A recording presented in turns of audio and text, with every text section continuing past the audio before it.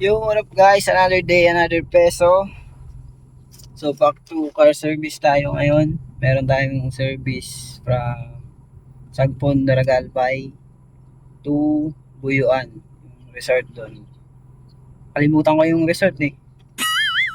So ano ngayon? Ano oras na ba? 6:30. Ang pick up natin kila Madam is 7:30. Yan. Kaya warm up muna tayo ngayon. Mga 7, bounce na ako. Kaya, let's G. Aga pa oh.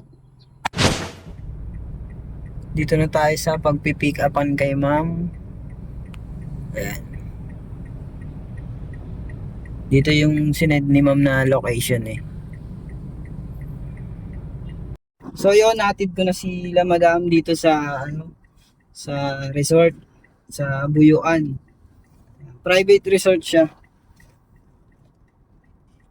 All goods na first booking natin. Next booking naman tayo sa Legazpi Port to Tabaco. Yeah, let's go. Yun, nandito na tayo sa Legazpi Port.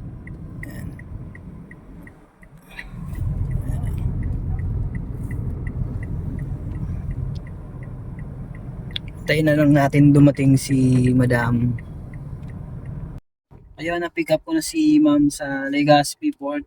Galing siyang Rapu-Rapu. Pero wala pa naman akong booking. So sabi ni Ma'am kung pwedeng idaan muna sa Pedia kasi may baby si Ma'am, 1 month old. Yan. Dito muna kami sa EM's Barrio. Papacheck up muna si Ma'am kay baby niya. So ayun, nahatid ko na sila ma'am dito sa Tabaco, San Roque.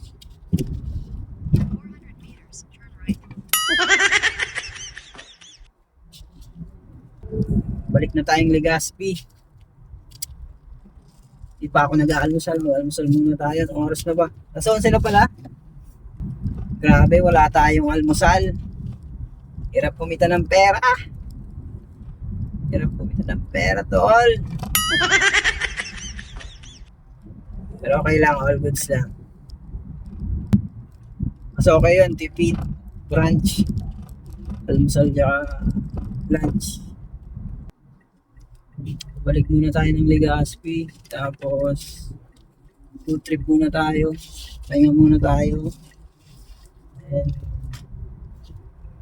sa mga gustong mag-rent again ng mga unit pag magta-travel kayo dito sa Bicol, message nyo lang ang Bicol Quality Car Rentals, mga second hand cars, Bicol Quality used cars, at ang ating daily drive